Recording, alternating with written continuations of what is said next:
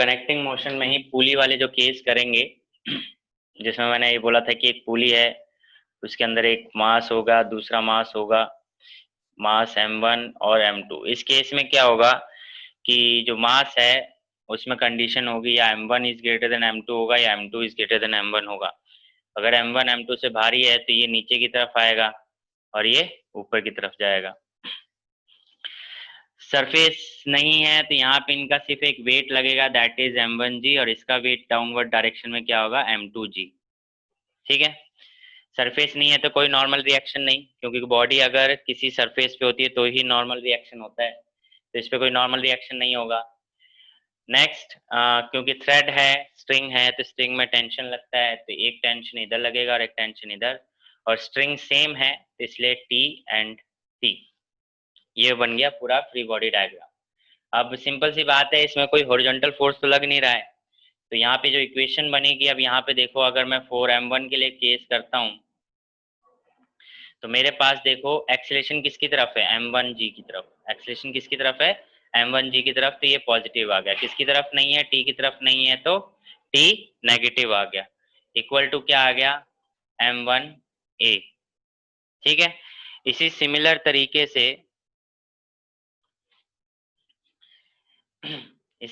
तरीके से अगर आप देखो 4m2 के लिए, तो m2 के लिए अगर आप करोगे तो m2 के लिए इक्वेशन बनेगी, एक्सेलेरेशन किसकी साइड है, t की साइड, तो t पॉजिटिव आ गया। एक्सेलेरेशन किसकी साइड नहीं है, m2g की तरफ नहीं है, तो m2g नेगेटिव आ गया। इक्वल टू क्या हो जाएगा, m2a। Equation 1, equation 2 variable equation है। ऐसे केस में आपको टेंशन और एक्सेलेरेशन निकालने के लिए बोल सकते हैं, तो बाय इक्वेशन या फ्रॉम इक्वेशन 1 एंड 2 आप क्या कह सकते हैं, m1g minus T is equal to m1a, और यहाँ लिख सकते हैं t minus m2g is equal to m2a। तो आप देखो t से t कैंसिल हो रहा है, प्लस करने पे तो आपको क्या मिलता है, m1g minus m2g is equal to m1 plus m2, common लेके a लिख सकते हैं। तो यहाँ से आपको क्या मिल गया, एक्सेलरेशन मिल गया। क्या मिल गया, m1 माइनस m2 इंटू में g अपॉन में m1 प्लस m2। ठीक है, ये एक्सेलरेशन आ गया। टेंशन निकालने के लिए बोलेगा तो किसी भी एक इक्वेशन में पुट कर दो, एक ही वैल्यू, और टेंशन आ जाएगा। तो बस putting in equation 1, putting in equation 1 में पुट करोगे तो m1g minus T is equal to m1, और a की वैल्यू क्या है, m1 माइनस m2g अपॉन में m1 प्लस m2। t की वैल्यू निकालनी है, इस साइड आ जाएगा m1g plus minus m1 minus m2g upon में m plus m2 is equal to t। इतना करके सॉल्व कर सकते हो, आगे मैथमेटिकली सॉल्व कर सकते हो, बट बेसिकली मेरा समझाने का मतलब ये था कि ऐसी केस में इस तरीके से टेंशन और एक्सेलरेशन को कैलकुलेट करते हैं। समझ में आया?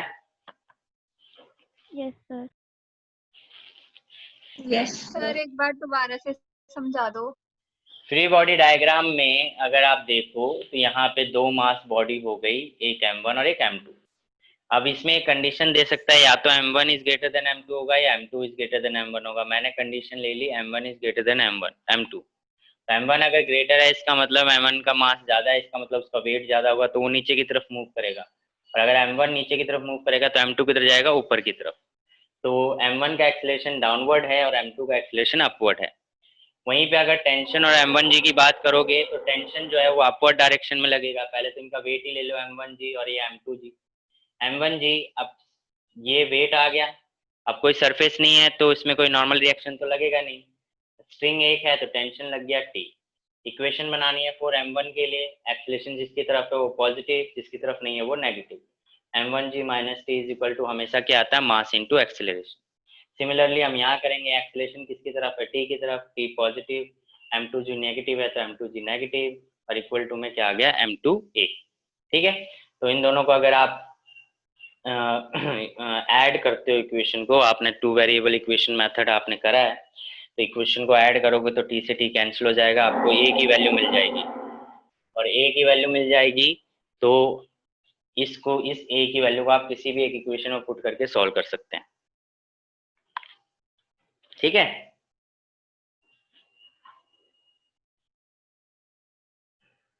Yes sir. हाँ जी ईशा जी, कहाँ लेट हो गए आप? सर वो ना मैं कनेक्ट कर रही थी लैपटॉप से, उससे हुआ नहीं, फिर मैं मोबाइल पे कनेक्ट करके आई हूँ। ओके, ये समझ में आ गया? सर ये था क्या?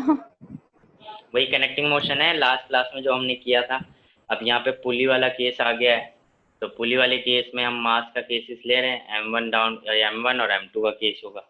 यहाँ पे कोई सरफेस नहीं है, अभी तक हम जितने भी केसेस कर रहे थे उसमें बॉडी सरफेस पे रखा होता था, यहाँ पे सरफेस पे नहीं है, तो यहाँ पे नॉर्मल रिएक्शन का रोल हट गया है, और इसमें कोई हॉरिजॉन्टल फोर्स भी एक्ट नहीं कर रहा है, तो वो भी रोल हट चुका है। तो ऐसे में अब यहाँ कंडीशन दे रखी है M1 is greater than M2, तो जितने भी फोर्सेस इस पे एक्ट करेंगे उसको हम बनाएंगे। तो वेट इस पे एक्ट होगा, वेट और टेंशन। अब M1 भारी है तो उसका एक्सीलरेशन डाउनवर्ड होगा क्योंकि ये इस तरफ मूव करेगा, और M2 हल्का है तो वो ऊपर की तरफ मूव करेगा, तो एक्सीलरेशन अपवर्ड डायरेक्शन में हो गया। तो इन दोनों को सॉल्व करोगे तो इक्वेशन बनानी आपने सीखी है, जिस तरफ एक्सीलरेशन वो पॉजिटिव, जिस तरफ एक्सीलरेशन नहीं वो नेगेटिव, और इक्वल टू हमेशा मास इनटू एक्सीलरेशन आता है। सिमिलरली M2 के लिए बनाओगे, दोनों इक्वेशन को ऐड कर दोगे, ए के लिए सॉल्व करोगे, ए की वैल्यू आ जाएगी, किसी भी एक इक्वेशन में पुट करोगे तो टी के लिए सॉल्व कर लोगे। Okay sir. ये है, तो नोट कर लीजिए इसको, फिर आगे एक दो कोर्स और करवाता हूँ, फिर हम आगे बढ़ते हैं।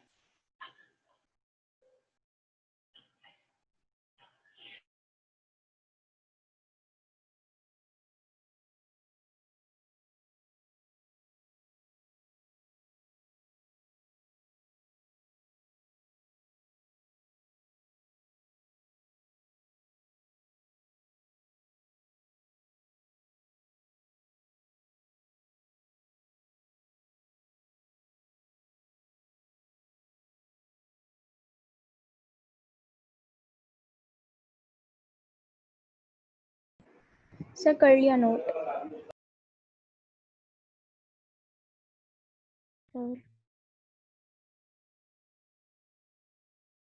सर हो गया। हो गया सभी का? तो अब आगे देखो दूसरा केस क्या बन सकता है। ईशा कर लिया नोट? हाँ जी सर। नेक्स्ट केस जो बन सकता है उसमें मैं 3 बॉडी का बना रहा हूँ और ये खत्म, फिर आगे हम करेंगे।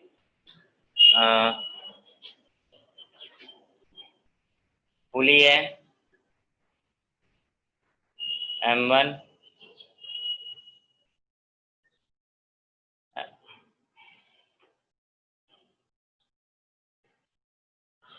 M2, M3, ठीक है।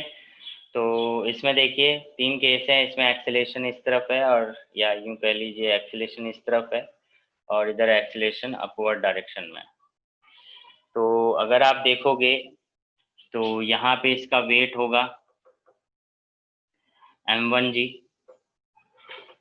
यहाँ पे इसका वेट होगा M3 जी, ठीक है। और इसमें अगर देखोगे तो ये स्ट्रिंग और ये स्ट्रिंग सेम है, तो इसमें एक टेंशन सेम लगेगा, दैट इज T1 और T1। ये स्ट्रिंग अलग आ गई तो इसका टेंशन अलग लगेगा, T2 एंड T2, ठीक है, समझ रहे हो। और इसमें वेट भी लगेगा, फोर्स इसका वेट भी होगा, तो वो क्या जाएगा M2G।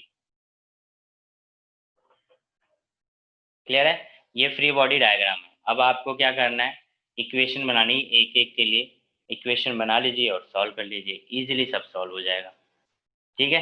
जैसे यहाँ पे देखो 4M3 के लिए अगर मैं बात करूँ, M3 के लिए अगर बात करते हो तो आपका देखो एक्सीलरेशन डाउनवर्ड है, तो M3G minus T2 is equal to क्या बन जाएगा, M3A बन जाएगा। M2 के लिए देखो, M2 के लिए केस क्या बनेगा, डाउनवर्ड डायरेक्शन एक्सीलरेशन है तो T2 plus M2G minus T1 is equal to क्या मिल गया आपको, M2A, ठीक है। इसमें देखो अगेन क्या है 4M1, M1 के लिए बात करोगे तो क्या बनेगा, बनेगा एक्सेलरेशन अपवर्ड डायरेक्शन है T1 minus m1g is equal to m1a। तो अब किसी को भी एक इक्वेशन को लेके आप सॉल्व कर सकते हो तो आपका आंसर आ जाएगा। ठीक है, तो इस तरीके से यहाँ पे करना है।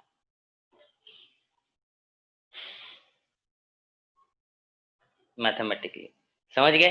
मेन जो आपको समझना है वो फ्री बॉडी डायग्राम है कि अगर आपको फ्री बॉडी डायग्राम आ जाए तो उसके ऊपर जितने फोर्सेस एक्ट कर रहे हैं वो आप बना सकते। Okay, yes sir. तो इसको नोट कर लीजिए, फिर हम आगे टॉपिक्स को कंटिन्यू करते हैं।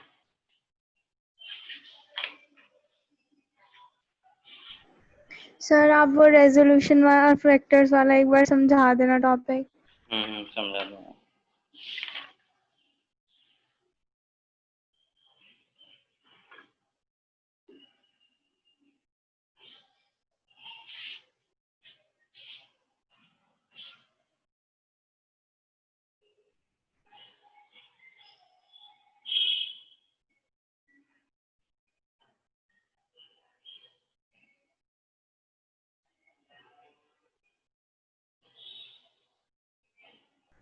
सर नोट कर लिया है।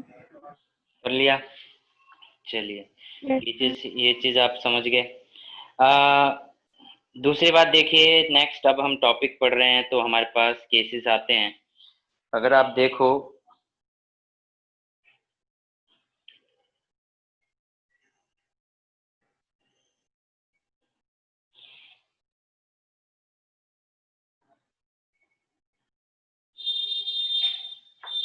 अब एक केस है जिसमें टॉपिक है ये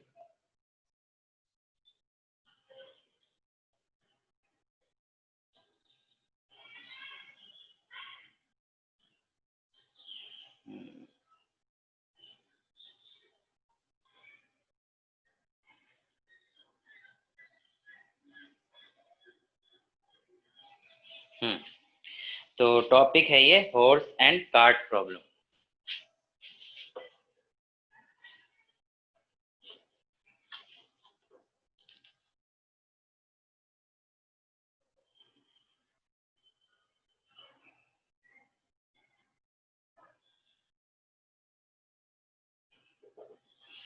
हॉर्स एंड कार्ट प्रॉब्लम में ये समझाना है कि किस तरीके से हॉर्स एक कार्ट को पुल करता है इजीली। ठीक है, तो इसमें देखिए अगर आप देखो तो अगर हॉर्स एंड कार्ट प्रॉब्लम देखो तो एक हम ले लेते हैं कार्ट जिसका मास कैपिटल M है, और आगे इस पॉइंट पे हम कह देते हैं कि एक हॉर्स है। ठीक है, क्या है, एक हॉर्स है जिसका मास हम M कह देते हैं। तो अगर हॉर्स होगा तो उसका वेट डाउनवर्ड डायरेक्शन में होगा, और किसी सरफेस पे ही खड़ा होगा हॉर्स तो उसके ऊपर एक नॉर्मल रिएक्शन लग रहा होगा।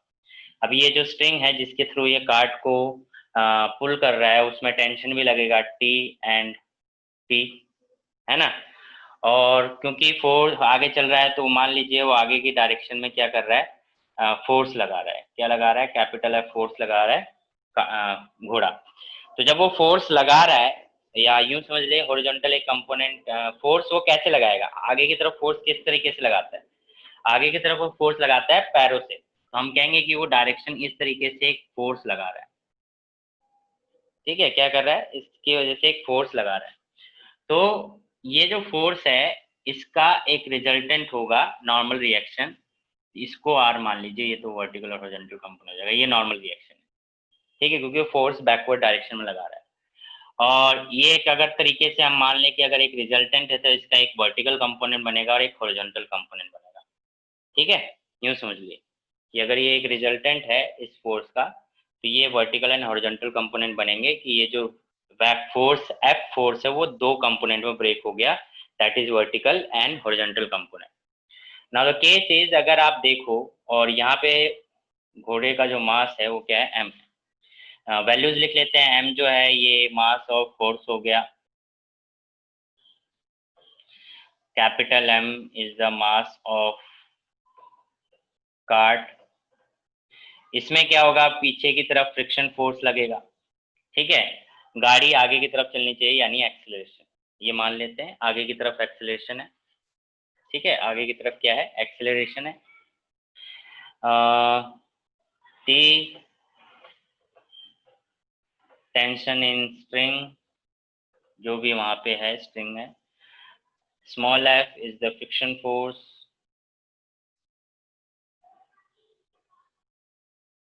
ठीक है। तो ये कुछ टर्म्स हैं। अब अगर आप देखो तो अगर हम देखें हॉर्स मूव फॉरवर्ड यानी कि एक्सेलरेशन फॉरवर्ड डायरेक्शन में है, तो अगर फॉर हॉर्स के लिए अगर हम देखें तो इक्वेशन क्या बनेगी? अगर फोर्स हॉर्स के लिए देखेंगे तो इक्वेशन क्या बनेगी? एक्सेलरेशन किसकी तरफ है? एच की तरफ, और किसकी तरफ नहीं है? टेंशन की तरफ नहीं है, तो minus T is equal to क्या होगा? मास इंटू एक्सेलरेशन, ठीक है, इज इक्वल टू क्या होगा? मास इंटू एक्सेलरेशन, है ना। और इसी तरीके से फॉर कार्ट के लिए अगर हम देखें, कार्ट के लिए अगर देखोगे तो देखो कार्ट का टेंशन एक्सेलरेशन किसकी तरफ है? टेंशन की तरफ, तो पॉजिटिव किसकी तरफ नहीं है? फ्रिक्शन फोर्स की तरफ नहीं है, minus friction is equal to क्या होगा? Mass into acceleration, capital M और इंटू में ए, ठीक है। तो अगर आप देखते हो तो इक्वेशन 1 एंड इक्वेशन 2 के बेस पे, तो इक्वेशन 1 एंड इक्वेशन 2 को अगर आप ऐड करते हो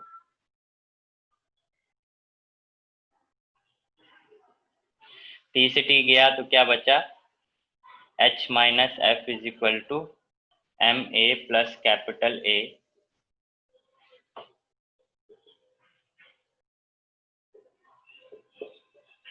ठीक है। ये आपको यहाँ से एक्सेलरेशन क्या मिल गया? एक्सेलरेशन क्या मिल गया? आप देखो एक्सेलरेशन मिल गया एच माइनस एफ अपॉन में एम प्लस एम, है ना, यही मिला ना। इसका मतलब जो एक्सेलरेशन है वो क्या है? पॉजिटिव आया है। अगर एक्सेलरेशन पॉजिटिव आया है, या यूं कह लें कि एक्सेलरेशन पॉजिटिव ही होना चाहिए ना, क्योंकि अगर ये कार्ड को खींच रहा है तो एक्सेलरेशन पॉजिटिव होना चाहिए, और अगर एक्सेलरेशन पॉजिटिव होना चाहिए इसका मतलब क्या होना चाहिए? कि जो एच है वो फ्रिक्शन फोर्स से ज्यादा है। If acceleration is positive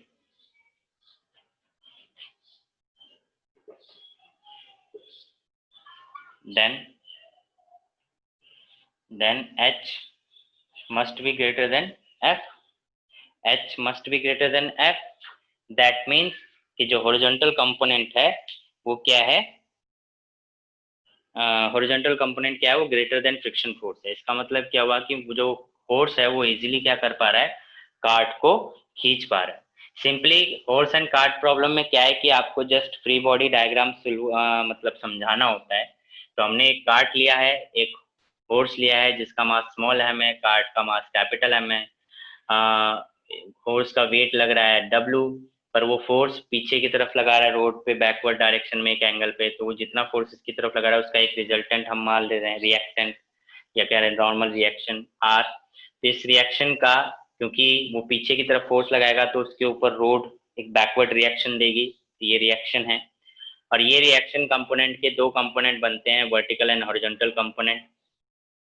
now the case is कि एक्सेलरेशन आगे की तरफ है तो हम एक्सेलरेशन को सॉल्व कर रहे हैं, इसमें एक फ्रिक्शन फोर्स लग रहा है। तो पहले हम हॉर्स के लिए इक्वेशन बनाते हैं, एक्सेलरेशन किसकी तरफ माना है? एच की तरफ, तो एच पॉजिटिव, किसकी तरफ नहीं है? टी की तरफ नहीं है, तो नेगेटिव इक्वल टू में एम है। सिमिलरली कार्ट के लिए यूज किया है, तो कार्ट के लिए कैपिटल टी, क्योंकि एक्सेलरेशन जो है वो टी की तरफ है, और उधर ही एफ जो है फ्रिक्शन फोर्स है वो किसकी तरफ है? एक्सेलरेशन नहीं है, तो वो नेगेटिव हो गया, तो इक्वल टू में मास इनटू एक्सेलरेशन। दोनों इक्वेशन को सॉल्व किया तो हमें मिल गया H minus F is equal to M plus M into में ए। तो ए की वैल्यू मिल गई H minus F M plus M. अगर कार्ट को आगे की तरफ मूव करना है तो ए क्या होना चाहिए? पॉजिटिव, और अगर ए पॉजिटिव होगा तो इसका मतलब क्या होगा कि H must be greater than F, that means cart moves forward direction with H greater than F. समझ में आया सभी को? Yes, sir. Yes, sir. Yes, sir. Okay, तो नोट कर लीजिए इसको, लास्ट में एक लिख लेंगे 10। Done, sir.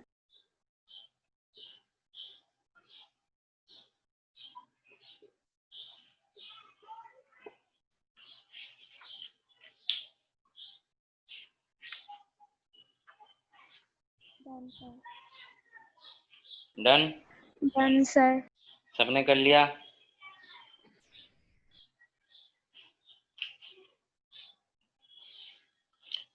Next topic, apparent weight of a man in a elevator और लिफ्ट। लिफ्ट में जो आदमी है, जो भी इंसान है, वो अगर लिफ्ट में एक वेइंग मशीन के ऊपर खड़ा है तो वेइंग मशीन उसका वेट कितना शो करेगी, उसको हम कह देंगे एपरेंट वेट।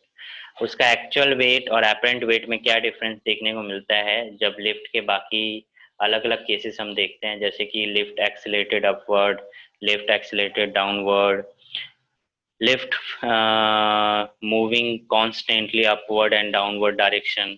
ये सारे केसेस हम देखेंगे, जितने भी केसेस उसके बन रहे हैं। तो ये एपरेंट केस का एक, एपरेंट वेट का एक केस बनता है। टॉपिक है apparent weight of a man in an elevator.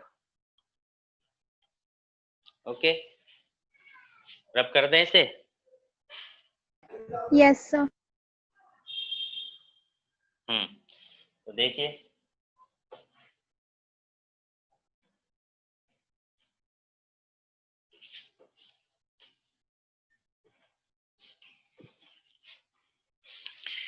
apparent weight of a man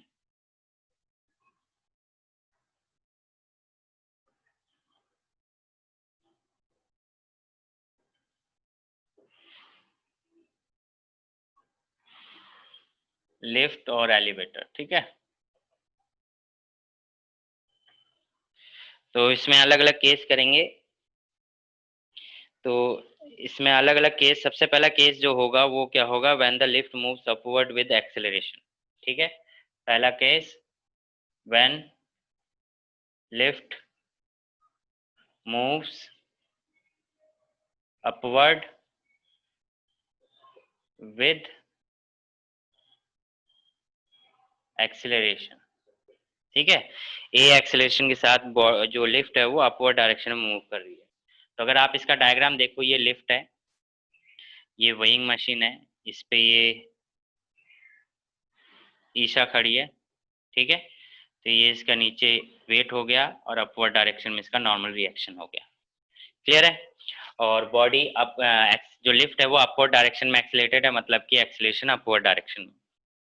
तो अब इसका केस देखिए, अगेन वही बात, एक्सीलरेशन किसकी तरफ है, यहाँ पे आर जो है वो एपरेंट वेट होगा और डब्ल्यू एक्चुअल वेट होगा, ठीक है। यहाँ पे आर यानी नॉर्मल रिएक्शन को हम क्या मान के चलेंगे, एपरेंट वेट। तो एपरेंट वेट आर की तरफ एक्सीलरेशन है, तो आर पॉजिटिव, किसकी तरफ नहीं है, वेट की तरफ नहीं है, नेगेटिव, इज इक्वल टू क्या आएगा, मास इनटू एक्सीलरेशन। तो आप देखिए, आर इज इक्वल टू क्या मिला, mass into acceleration plus weight, यानी कि इसको हम कह सकते हैं weight plus mass into acceleration. इसका मतलब क्या हुआ, एपरेंट वेट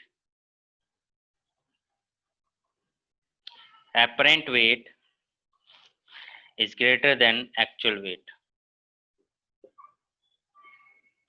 क्योंकि देखो, जो एपरेंट वेट आ रहा है वो एक्चुअल वेट में कुछ ना कुछ प्लस करने के बाद आ रहा है। तो अगर जब लिफ्ट अपवर्ड डायरेक्शन में एक्सेलरेटेड होगी, यानी कि उसकी धीरे धीरे वेलोसिटी इंक्रीज होने लगेगी, तो ऐसे केस में अपवर्ड डायरेक्शन में, तो ऐसे केस में उसका जो वेट होगा वो एक्चुअल वेट से ज्यादा शो होगा। समझ में आया ये Yes, sir. सभी को? Yes, sir. तो इसी तरीके से फिर सेकंड केस हो सकता है एक्सेलरेशन, यानी when the lift moves downward with acceleration. जब नीचे जाएगी एक्सेलरेशन ए के थ्रू, तब क्या वेट होगा, तो सेकंड केस देख सकते हैं, मूव्स डाउनवर्ड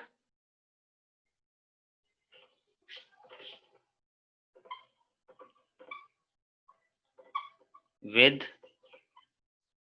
एक्सेलरेशन ए। तो अगेन देखो, डाउनवर्ड है,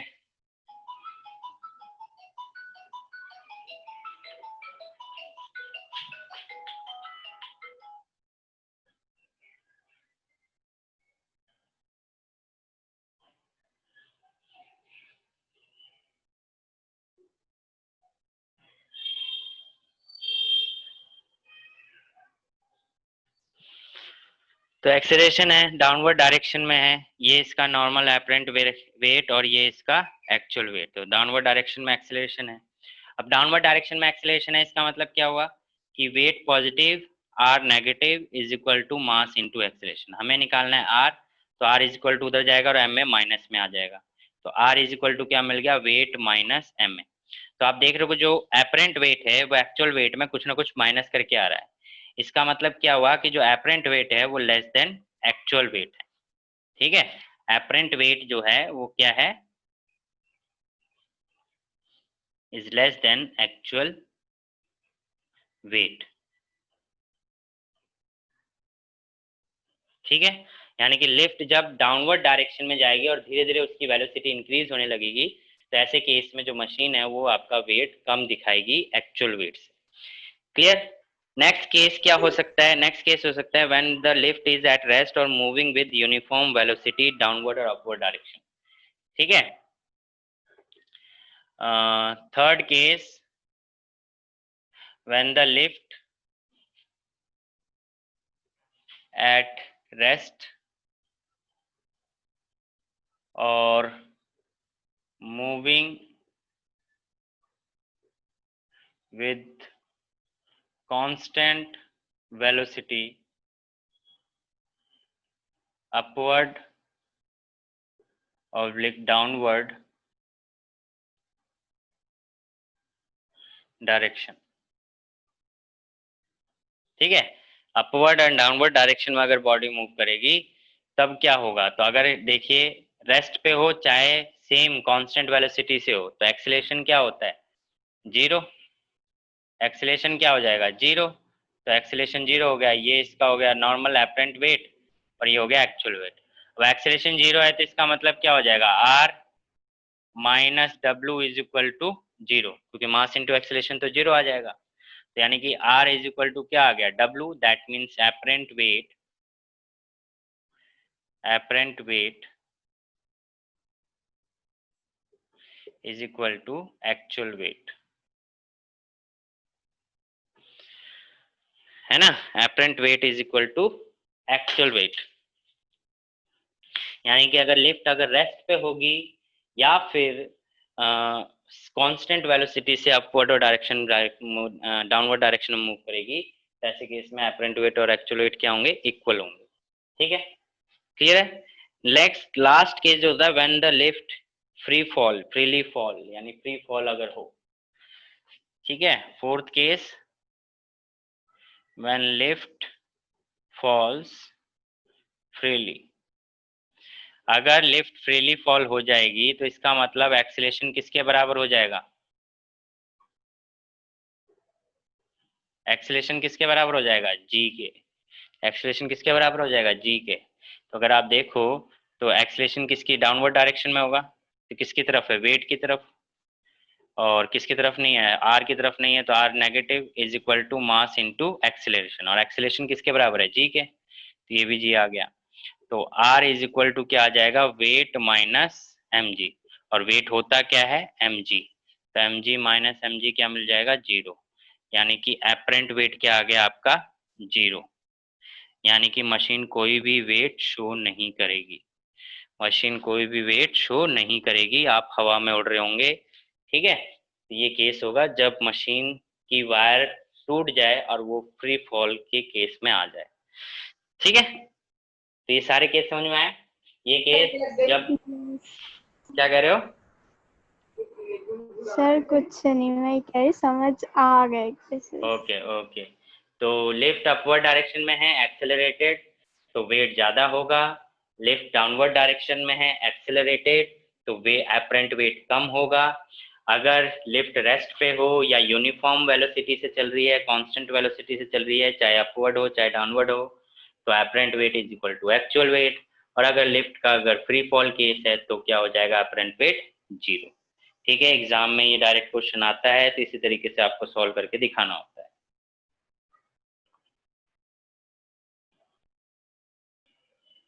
तो इसको नोट कर लेंगे। सर हो गया नोट।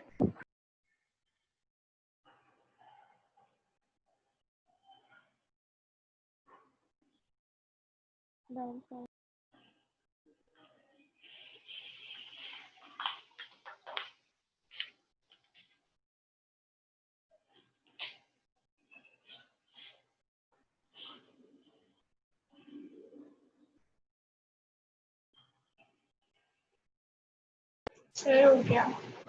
हो गया? सर हो गया। तो ये बात आप लोगों को समझ में आ गई। तो आगे नेक्स्ट देखिए क्या है topic. Next topic is conservation of linear momentum. Linear momentum का कंजर्वेशन। तो कंजर्वेशन का मतलब क्या होता है? सर किसी चीज को कंजर्व करना, बचाना। मतलब उसमें कोई लॉस नहीं होना ना, मतलब कि यस सर। कोई चेंज नहीं आना। तो इसी तरीके से अगर लिनियर मोमेंटम में कोई चेंज नहीं आ रहा तो उसे हम क्या कह देंगे? Conservation of linear momentum. ठीक है, तो topic is conservation of linear momentum.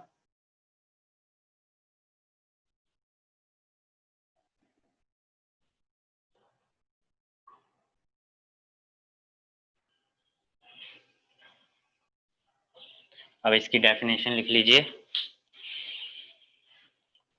When no external force acts on a system, when no external force acts on a system of several interacting particles,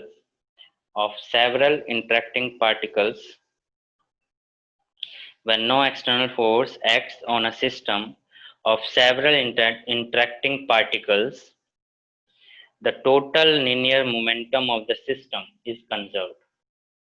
The total linear momentum of the system is conserved.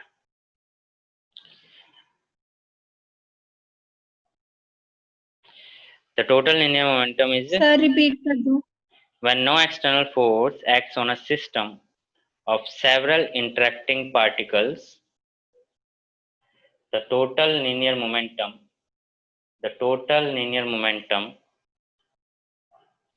of the system is conserved. इसके कहने का मतलब है कि system है तो वो system क्या कहते हैं, पार्टिकल से मिलकर बना होता है, और पार्टिकल से मिलकर बना है। क्लास डिस्कनेक्ट कर रहा हूँ, री होस्ट कर रहा हूँ, आप लोग कनेक्ट कर लो, फिर बढ़ाता हूँ।